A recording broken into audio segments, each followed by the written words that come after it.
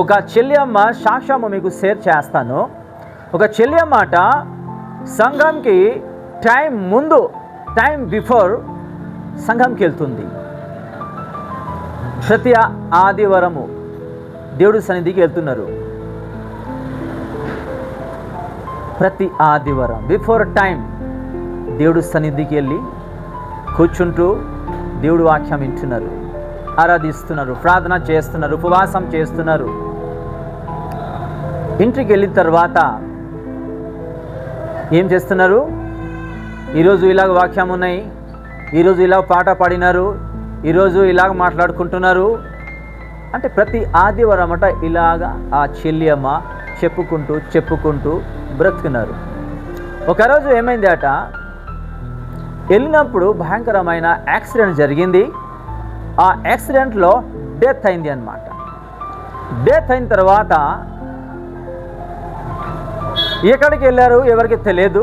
అదే సంఘం ఒక విశ్వాసి ఫ్రైడే రోజు ఉపవాసం ప్రార్థనలో ఉన్నప్పుడు ఇద్దరు ఏంజల్స్ వచ్చి ఆత్మ పట్టుకుంటూ పరలోకం తీసుకుని వెళ్ళిపోయారు యేసు ప్రభు దగ్గరికి. ఆ పరలోకంలో అన్ని చూపిస్తూ మళ్ళీ యేసు ప్రభు దగ్గరికి ఏంజల్స్ తీసుకొచ్చారు. అమ్మా, నువ్వు అన్నీ చూస్తున్నావు, ఒకరోజు ఇక్కడికి నువ్వు వస్తావు, ఇవన్నీ ఏమేమి నువ్వు చూస్తున్నావో భూమికి వెళ్ళిన తర్వాత నా నామంలో సాక్ష్యం ఇవ్వు. యేసు ప్రభు ఇంకొక మాట ఏంజల్స్కి ఏమన్నారంటే, మీరు ఎల్లప్పుడూ దారిలో ఈయనకి ఏం చేస్తారు, నరకంకి తీసుకుని వెళ్ళండి, కొన్ని నరకం కూడా చూపియండి, వెళ్ళి వదిలేసేయండి. నరకంకి వెళ్ళి చూపించినప్పుడు ఏ చెల్యమ్మ అయితే బిఫోర్ టైం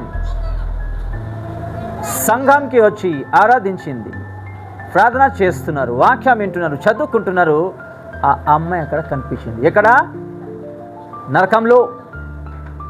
ఇలాగైతే యాక్సిడెంట్ జరిగింది, ఆ దేహం ముక్కలు అయిపోయింది.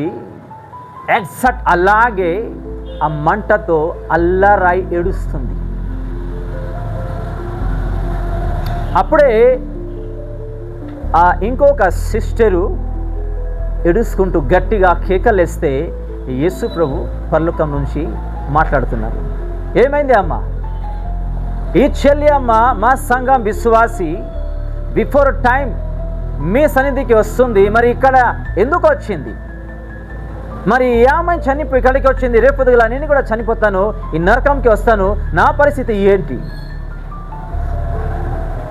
యేసు ప్రభు ఏమన్నారు? అమ్మా, నేనే నరకంకి పంపిలేదు. చూడండి అన్నప్పుడు ఒక పెద్ద సినిమా హాల్లో పరదా ఉంటుంది కదా, ఆ చెల్లి మా స్క్రీన్లో ఏమేమి లైఫ్లో చర్చికి వచ్చిన తర్వాత ఇంటికి వెళ్ళిన తర్వాత ఏం జరిగింది అన్నీ ఎవరైతే ఆ నరకంలో ఆ సిస్టర్స్ ఉన్నారు అన్ని చూస్తున్నారు, ఏమేం ఆ సిస్టర్ లైఫ్లో జరిగింది అనేది. ఆ సిస్టరు ఎవరైతే చనిపోయారు యాక్సిడెంట్లో నరకంలో ఉన్నారు, వీళ్ళకి దోషించడము, ఈరోజు సరిగా వాక్యం లేదు, ఈరోజు పాట బాగలేదు, ఈరోజు ఇలాగ డ్రెస్ వేసుకుంటూ వచ్చారు, ఇలాగ మాట్లాడుకుంటున్నారు, ఇది ఇలా చెప్పాలి, ఇలా పాట పడాలి, ఇలా అంటే ప్రతి ఆదివారం అన్నమాట ఇది చెప్పుకుంటూ ఇది ఇంటి దగ్గర నాకు నచ్చలేదు ఈరోజు ఇది అని చెప్తానే ఉన్నారు. ఎవరైతే ఆత్మతో దేవుడు గురించి ఏమన్నా చేస్తున్నారంటే ఎప్పుడు ఏం మాట్లాడకూడదు. ఆమెన్.